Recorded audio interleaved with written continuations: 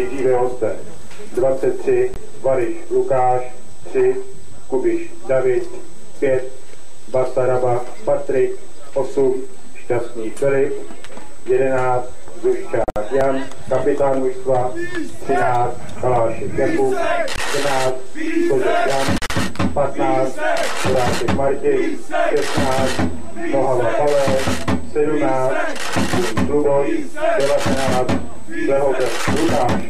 Nyní domácí 17 Rožek Jakub, 2 Pekrát Jan, 3 Pleško Lukáš, 4 Macháček Martin, 5 Filián David, 6 Novák David, 7 Dort Filip, kapitán mužstva, 8 Divíšek Josef, 9 Řezáč Filip, 13 Kopštejn Jakub, 16 Rom Lukáš.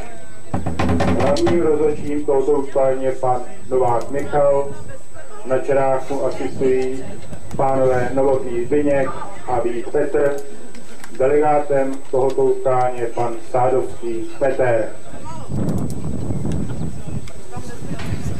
Vedoucí mužstva hostí je pan Mádl Pavel, trenér Dejmal Jindřich, asistent 1 Nousek Milan, asistent 2 Mikšíček Václav, zdravotník Svoboda Vilém a masér Rejelek Stanislav.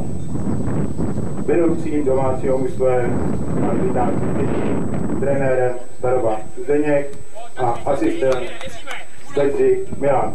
Přeji vám všem příjemný sportovní zážitek. Písek! Písek!